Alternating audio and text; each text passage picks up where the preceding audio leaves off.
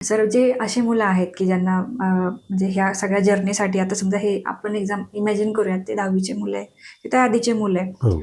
यांना तुम्हाला काही संदेश द्यायचा आहे का? कारण की 11वी 12वीला आल्यानंतर काय अशा मिस्टेक्स आहेत की जे मुलं करतात? मुळात काय होतं मुलांचं, 10वीचा रिझल्ट लागला की त्याच्या डोक्यामध्ये एक हवा असते की मला IIT करायचं आहे, मला NIT करायचं आहे, IIIT जायचं आहे. मार्क चांगले असतात, पण आता 10वीला समजा 95 जरी मार्क पडले किंवा 100 पडले तरी 10वीचा सिलेबस, त्याची ते डेप्थ म्हणा किंवा त्याचा पेपर पॅटर्न म्हणा, ते इझिली भरपूर मार्क पडतात. आता साहजिक आहे, त्याला तेवढे मार्क पडल्यानंतर तेवढे मोठे स्वप्न बघणं पण चुकीचं नाही. मुलं काय करतात, डायरेक्ट IITचं प्रिपरेशनला चालू करतात. 6 महिने झाले की मग त्यांच्या लक्षात येतं की ही लेवल खूप हाय आहे, वरच्या म्हणजे आपल्याला मॅच होत नाही. ॲक्च्युली त्यानं कॅल्क्युलेशन काय केलं की ते 10वीच्या मार्कावरून त्यांनी ठरवलं की मी खूप हुशार आहे आणि मग मला आता इझिली मी करू शकतो.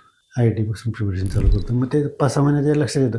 मग तो खाली मेन्सला येतो, JEE मेन्सला. ठीक आहे, मग तो आता मी काही ॲडव्हान्सचा तयारी नाही करत, मेन्स मग तिथे NIT IIITची तयारी करतो.